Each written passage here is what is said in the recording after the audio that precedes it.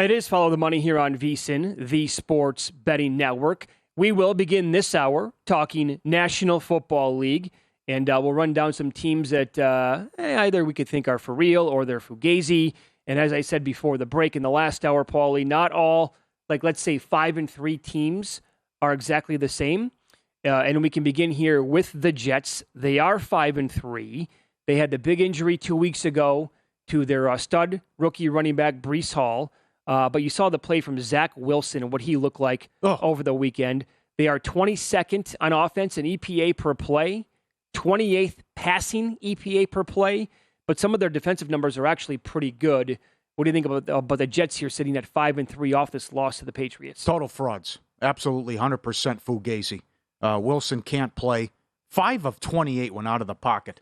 You think Belichick knew the game plan there? Those interceptions were Mickey Mouse in high school. 29% of his passes in the pocket at or behind the line of scrimmage. He did nothing in the win against Denver when they beat Ripon. It was 16-9. Hall ripped off a long touchdown. That's all they did on offense. Yep. He did have the fourth quarter comeback, but up to that point, he stunk in Pittsburgh. Yeah, Pittsburgh kept turning the ball over, but that was 20-10 late. Took me out of Survivor, one of the picks, but that was 20-10 late, and they came back to win that game. I don't know what the hell happened in Lambeau. That was just a weird game. But Hall was big in that game. They had the block punt for a touchdown. They were the better team that day. They were. The miracle win, had no business beating the Browns. Historic comeback and flop there. Chubb doesn't fall down. So he did play well, and they looked good against Miami. But again, they have 5 wins. How many backup and third-string quarterbacks are you going to face? That's right. It's ridiculous. Mm-hmm. And then Mac Jones did nothing, by the way, too. And the play calling, it was file that one away. Belichick does not trust him, Patricia. They're taking over deep in Jets territory. And it's just run, make sure we get the 3 with Folk. Very safe. Play for the field goal. Oh, what's happened to Mac Jones? Exactly what it is. Yes, so they are total frauds.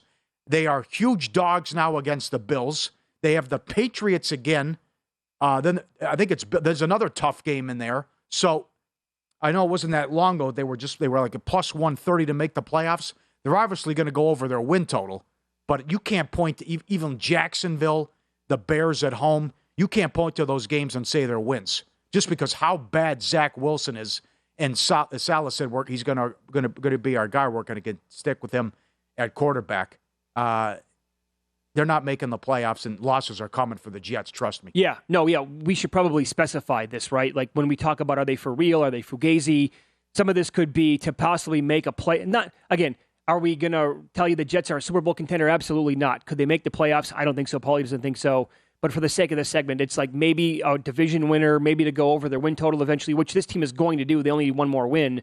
But it doesn't necessarily mean these teams are going to actually be playing in February. It's ridiculous. Look at the schedule. Good job, guys. I mean, they had no business. They're not beating the Broncos if it's Wilson. They got ripping. I mean, they scored 16 points on the road and won the game. Yep. The Cleveland game, they had no business winning that game. They shouldn't have beat Pittsburgh, right? Dolphins, third-string quarter. Bridgewater got knocked out, and then right away, and then it was Thompson.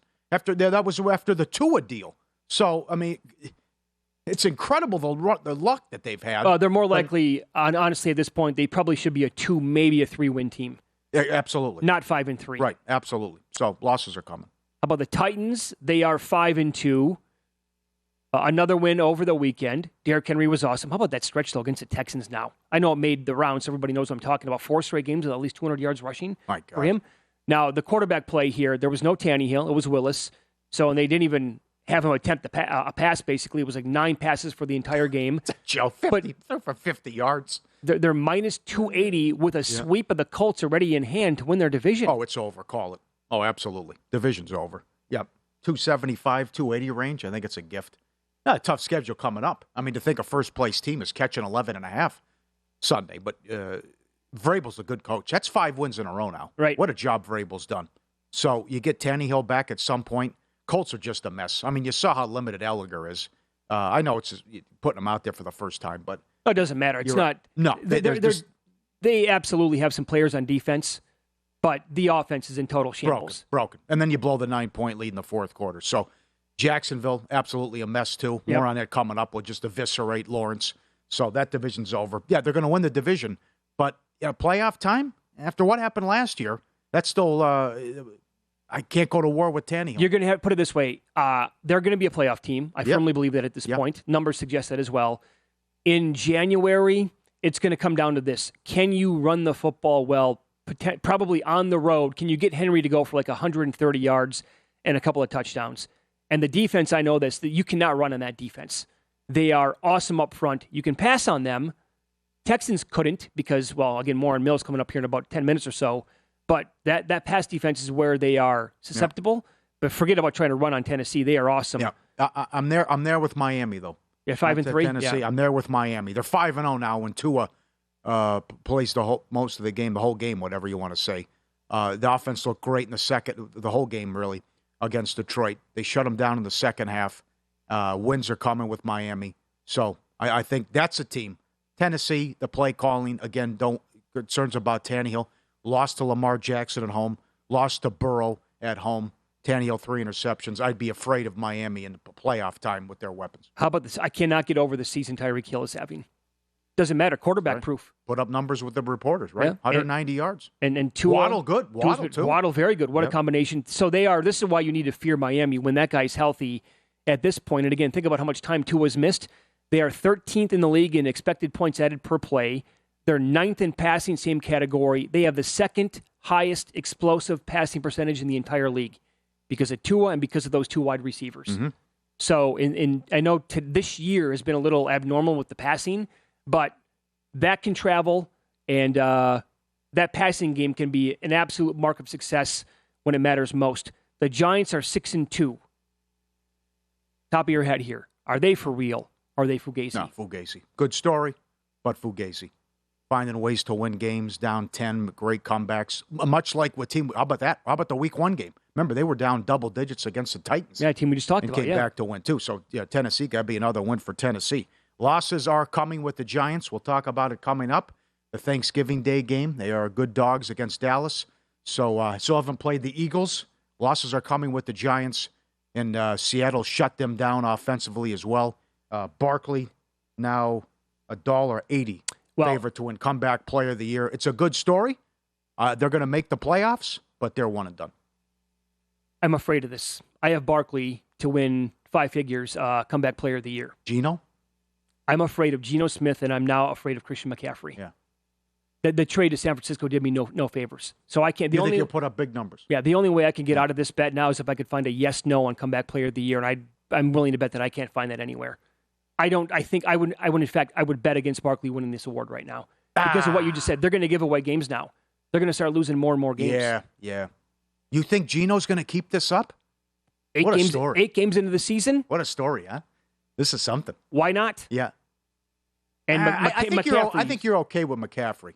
I think because one thing that would, Garoppolo kept throwing to him, and that could be his just check it down, when in doubt, throw it to McCaffrey. But I think they have so many weapons, he could spread it around. But it's a good race, though. It is, unfortunately for me. Yeah, I don't think I win that bet now. And so you brought up Geno there. The Seahawks are 5-3. How about some of these numbers overall in offense? 6th in EPA per play, 5th in passing, 7th. They are 7th in explosive pass percentage in the entire league. It's a tough place to play. So if they can win the division, they can get a game. Absolutely. I can't believe it. I don't know how high they were. Can people help us out? I know they were at least 50-1 to win the division. Yeah. At least. I wouldn't be surprised if it was 100. I don't know what day it is. I can't remember what we talked about in August. But I'm sure there was a higher than 50-1 for them to win the division. They're plus 120 to make the playoffs. Plus 120? Yes, absolutely. Oh, my God. Cannot believe it. But again, San Francisco has the leg up because they're 3-0 in the division. But again, it's a tough place to play with Walker, who's just a beast. And that's the other thing. It's about getting along, too. And like Larry Boa said yesterday, chemistry. They hated Wilson. Yep. Everyone's taking shots at him. Lockett, amazing what happens when... this here is... You go. Yeah, okay. Yeah. This is great. This is Lockett after they won Sunday. Well, I think the biggest thing is it's amazing what we can accomplish when nobody cares who gets the credit. You know, my high school coach used to always talk about that, basketball coach. And when you look at this team that we have, we have a bunch of guys that are willing to buy in. When you look at the rookie class, they probably haven't said 500 words since they've been here. Like, they just put their head down and work, like, literally, and they listen. They do whatever you want them to be able to do, and they go out there and they shine each and All right. Amazing. Yeah, it is. All this stuff we're now learning about Russell Wilson in Seattle. Sherman and Sherman says it nonstop. Oh, absolutely. absolutely. And he tweets about it. Yeah. But now it's other guys about just what a pain in the ass Wilson was. Here's why I think, I'm talking about a potential division winner here. I can't even get that far. I can barely say that with a straight face. But maybe a playoff team. How many teams do we have in the NFC that are like really good? Yeah. The top two in the East, the Vikings will get there by default. The winner of that division, probably the 49ers. And then somebody has to win the South. Yeah. Remember, week 1, we're like, Denver gave the game away. Oh, yeah. Seattle still stinks. Oh, yeah. And then what they've done with the defense, they gave up 45 points to the Lions. That's right. Without St. Brown and Swift. They fixed that now. I'm telling Carroll's going to be on something here for Coach of the Year. Visit VSiN.com to get current odds, listen for free, find showtimes, and download VSiN sports betting podcasts.